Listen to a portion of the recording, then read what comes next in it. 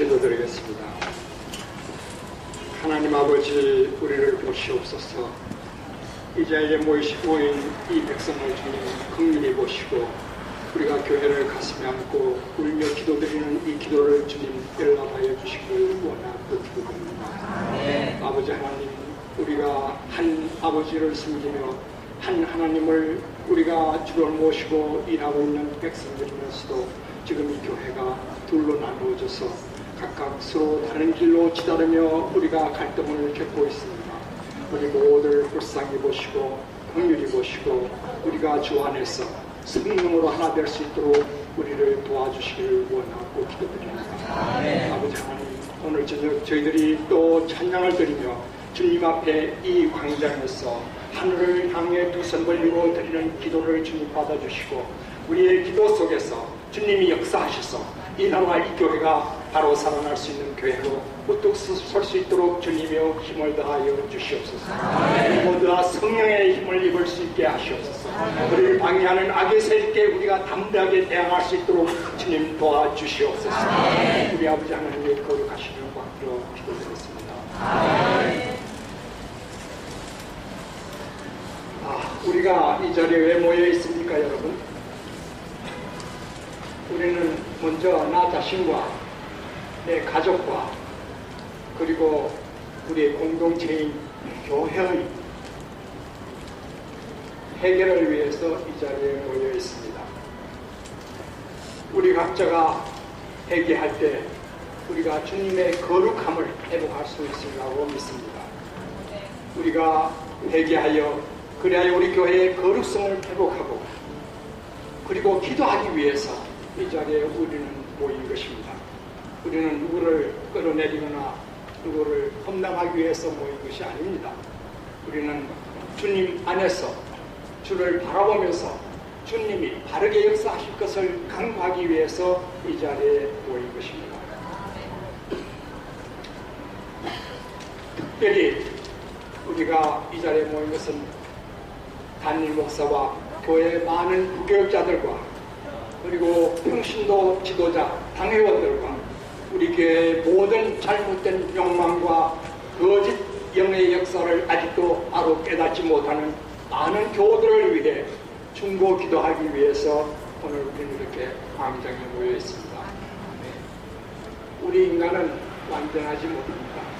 그렇기 때문에 일상생활 중에서 우리는 자주 넘어지기도 하고 무의식적으로 죄를 범할 때가 있습니다. 그러나 성도가 아닌 사람의 차이점은 성도는 우리가 잘못하다 넘어졌을 때 우리가 범죄하였을 때 곧 성령의 깨우침으로 우리가 돌아서는 것입니다. 육의 사람들은 잘못을 깨닫지 못하고 계속 범죄를 반복하고 있습니다. 해결을 하지 못합니다. 우리는 유혹에 빠질 수도 있습니다. 그러나 그 유혹을 묻힐 수 있는 성령의 힘을 의지해서 우리는 돌아설 수 있습니다. 그것이 크리스찬입니다. 예수님을 모르거나 거듭났다고 말하면서도 예수님의 제자답게 생활하지 못하는 많은 사람들이 우리들 주변에 있음을 우리가 봅니다. 우리는 그들을 아픈 마음으로 정말 가슴에 안고 그들의 해결을 위해서 기도해야 한다고 생각합니다.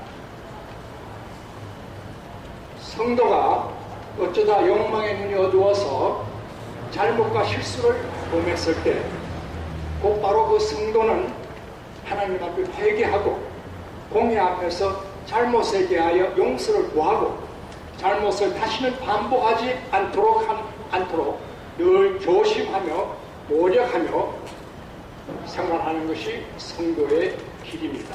바꾸고 말하면 우리는 영생과 은혜를 입는 회개를 하는 사람들입니다. 회개는 무엇입니까? 회개는 돌이켜서 바른 길로 들어서는 것을 말합니다. 회개의 기능과 정의에 대해서는 16세기 종교개혁의 개혁자인 마틴 루터나 존 칼빈의 사례를 우리가 인용하지 않고도 김윤건 목사님, 여러분들 잘 아시는 고김용 목사님은 한국의 CCC 를 창사하시던 총회장이셨습니다. 그래서는 회개란 생명을 얻는 1단계 회개가 있고, 다음에 거룩을 이루는 성화를 이루는 제2단계 회개가 있다고 말했습니다. 제1단계 회개는 구원을 이루는 회개인 것입니다. 즉 예수님이 의롭다고 말해주는 그런 단계를 들어서는 것이 제1단계 회개인 것입니다. 우리 크리스천은 다 예수 그리스도를 믿음으로써 회개를 하고 1단계 회개의 단계로 진입했습니다. 그러나 그것만이 우리가 구원의 길로 가는 전부는 아닌 것입니다. 우리는 이 제2단계 회개, 즉 성화되는 회개를 이루어야만 합니다. 즉 우리의 삶에서 늘 잘못을 반성하고 또 새롭게 되기 위해서 기도하고 거룩하게 되기 위해서 노력하는 삶으로 돌아서야 하는 것입니다. 구원의 인문의 회개를 적시하면서도 우리는 성화의 단계로 접어들어야만 하는 것입니다. 그것이 기독교인의 삶이라고 저는 생각합니다. 거룩해 되지 않고는 우리는 구원의 최종 단계에 진입할 수 없습니다. 우리가 어떤 일을 시작을 하고 그 일 중간에 포기를 하면 그것을 이루지 못합니다. 즉 학교에 공부를 시작하고도 입학을 하면은 끝이 나는 것이 아닙니다. 입학을 하고 나서는 졸업할 때까지 꾸준히 노력을 해서 졸업을 할 수 있는, 졸업장을 받을 수 있는 단계까지 가야 되는 것입니다. 그것이 곧 입문 단계와 성화의 단계의 구분인 것입니다. 우리는 우리가 졸업하는 성화의 단계로 접어들기 위해서 늘 기도하고 회개해야 된다고 생각을 합니다.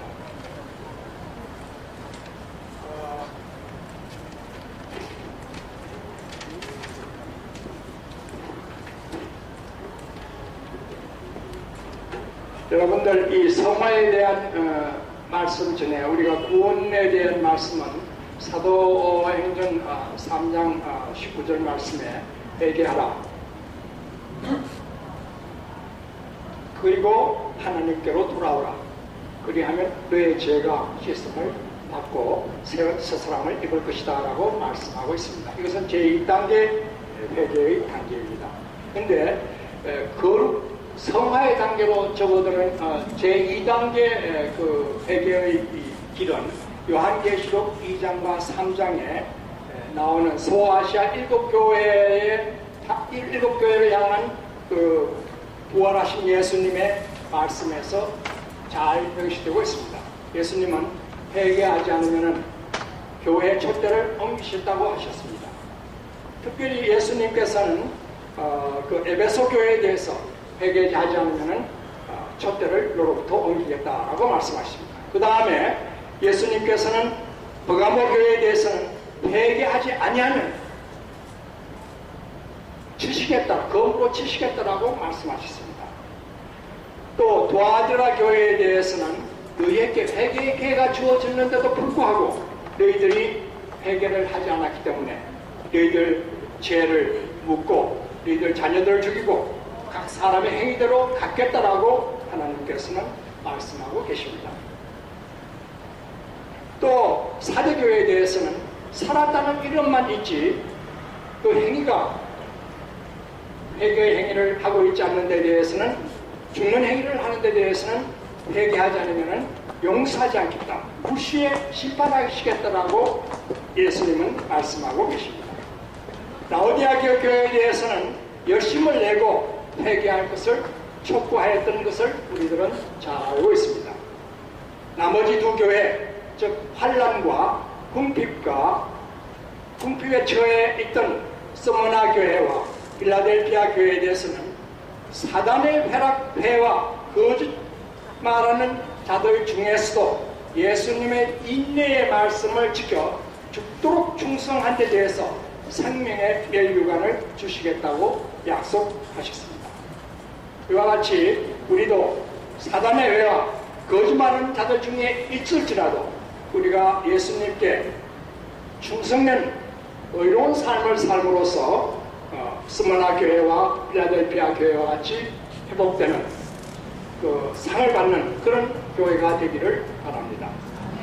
교회들의 역사에서 우리가 깨달을 수 있는 진리는 구원 입문을 위한 제1단계 회개, 그 다음으로 성화를 위한 제2단계 회개가 최종 구원인 것을 다시 한번 우리가 마음속에 새기기를 바랍니다. 앞에서도 잠깐 제가 언급했습니다만 우리들은 연약한 사람들이기 때문에 자주 실수를 할 수도 있고 넘어질 수도 있습니다. 중요한 것은 회개를 통해서 생명을 얻는 성도일지라도 성화를 이루지 않으면 종국에는 하나님 나라에 갈 수 없다는 것을 마음속에 깊이 두면서 우리가 자신의 죄를 인정하고 또 회개하고 거짓을 물리치고 그리고 성령의 사람이 되기 위해서 진리 위에 서기 위해서 부단히 노력을 하는 사람들이어야 된다고 생각합니다. 저는 지난 2월 14일 미국을 여행하다가 오레곤주 포틀랜드의 필리지 처치라는 교회를 들려서 주일 예배를 볼 수 있는 기회를 가졌습니다. 그때 저는 고든 맥도날드라는 목사님을 만났습니다. 그분은 내면 세계의 질서와 영적 성장이라는 책의 저자입니다. 아마 이 책을 여러분들 중에서도 읽으신 분들이 있을 것입니다. 그분이 그날 아침 그 교회의 그 초빙 강사로서 설교를 하셨습니다. 이 고든 맥도날드 목사가 누구신가 하면 상당히 훌륭하신 목사였는데 1985년에 간음죄가 탄로가 났습니다. 교회에서 간음죄를 저지르는 것이 탄로가 나서 그는 그것이 탄로나면서 즉각 자기 죄를 깨끗이 인정하고 교회 앞에서 죄를 회개하고 교회를 떠났습니다. 그리고 오랫동안 정신치료를 하면서 기도와 고난의 세월을 보냈습니다. 그는 긴 세월 스스로에 대한 실망과 허탈과 회복 과정을 담담히 담아 그날 설교를 했습니다.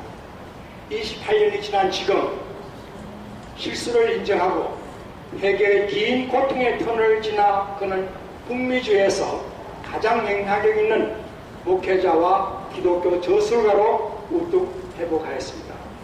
마음을 다친 자들을 위해서 진심을 다하여 사용하고 있습니다.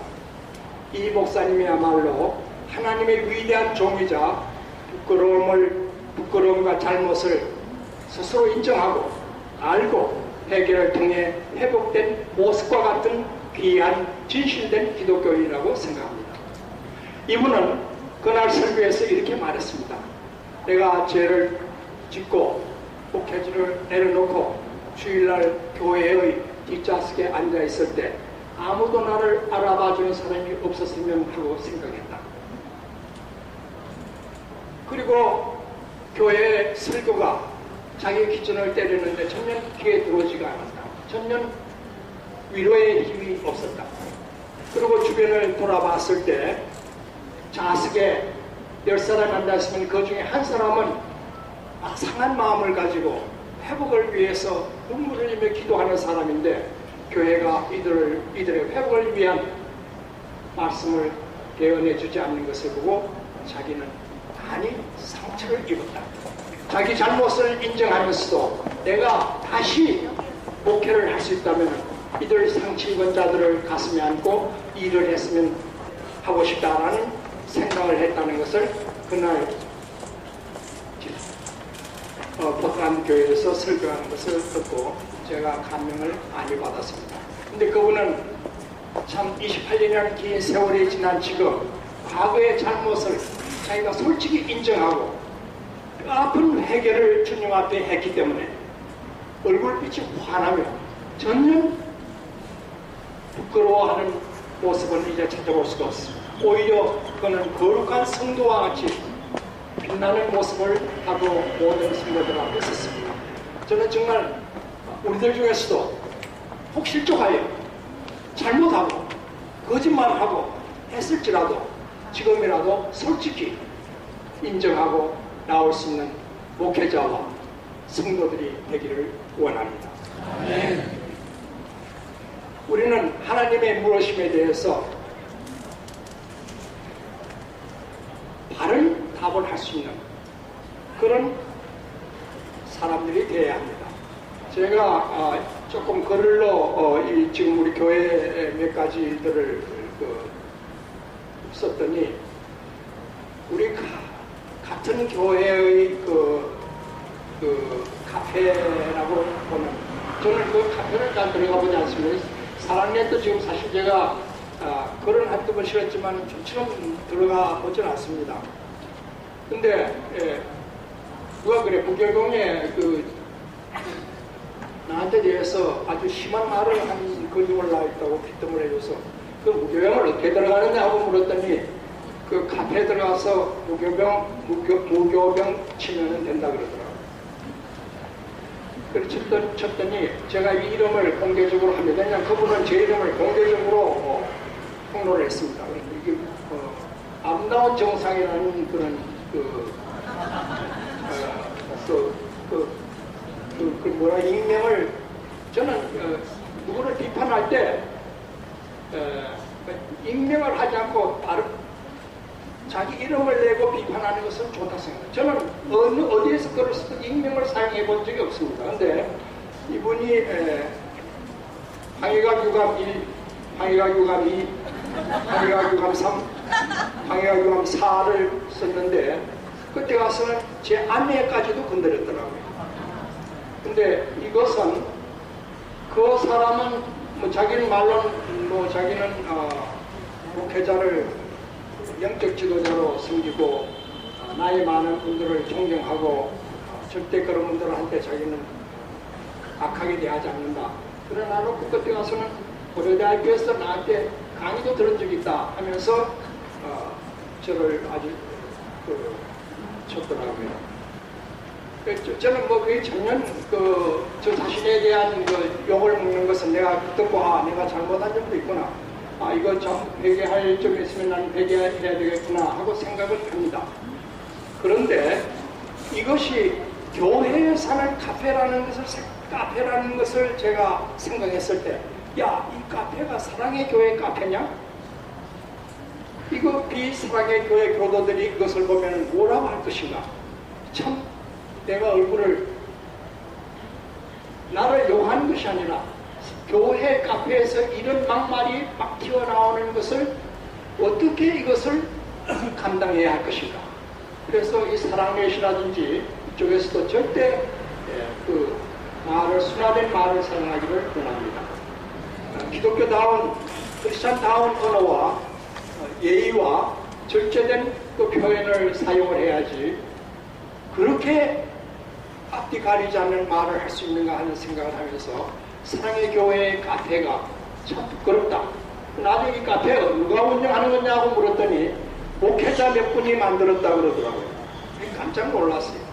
이 사랑의 목회자들이 이렇게 해서는 되겠습니까? 정말 이것은 가슴 아픈 일이라고 생각합니다. 그리고 저는 정말 회개합니다. 어쩌다 우리가 이렇게까지 왔습니까? 어쩌다 우리가 친오정연 목사편, 반오정연 목사편으로 이렇게 갈라져서 이렇게 나누어지고 찢겨지고 갈등하고 비난하고 이렇게 해야만 하는가? 우리가 이렇게 어떻게 이런 가운데서 거룩을 회복하고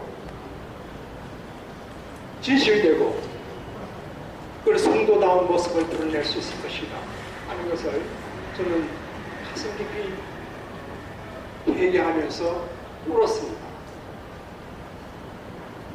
여러분들 비난할 일이 있으면 정정당당하게 그 정면에서 하십시오.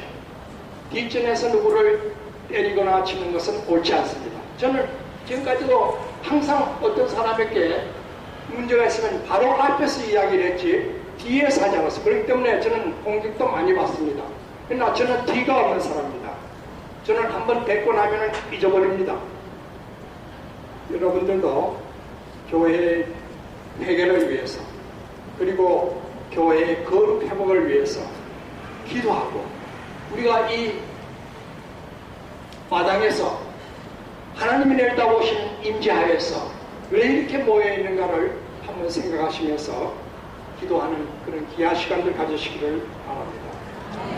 끝으로 저는 아직도 제가 사랑하는 고정현 목사와 부교육자들과 그리고 평신도 지도자들 중에서도 우리 교회의 모든 잘못된 욕망과 거짓 영의 역사에 사로잡혀 있는 아직도 신실하지 못한 바로 깨닫지 못하는 많은 교우들을 위해 중보 기도하기 위해서 이렇게 모인 우리들이라고 생각하면서 우리가 비록 적은 무리지만 우리가 진심으로 하나님께 아뢰어야 된다고 생각합니다. 수가 중요한 것이 아닙니다.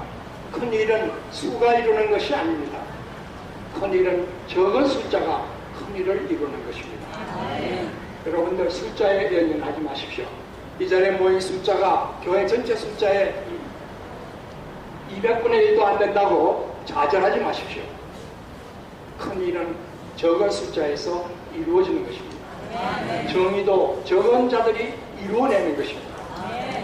정직도 적은 자들이 세우는 것입니다. 여러분들은 정말 이 교회가 어떻게 나가야 할 것인가를 바로 깨달으시고 우리가 왜 이곳에 있는가 하는 것을 늘 생각하시면서 하나님께 간구하며 이 자리에 여러분들을 모아주신 하나님의 깊은 뜻을 늘 생각하시면서 기도하시기를 바랍니다.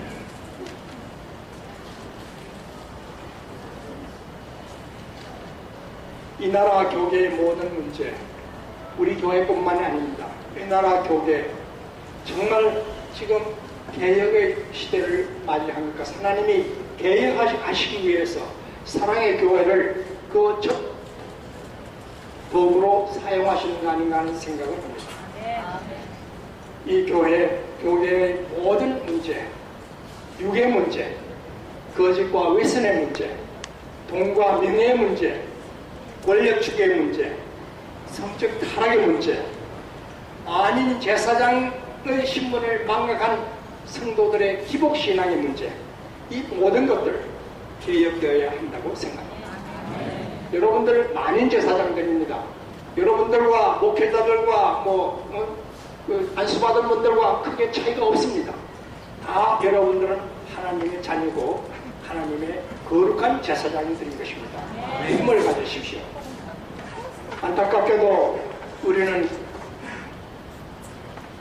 저는 은퇴장로의 한 사람으로서 교회를 오랫동안 섬기면서도 바로 섬기지 못하고 교회가 이 모양이 되도록 지금 이렇게 온 것을 지난번에도 말씀드린 것처럼 늘 회개합니다.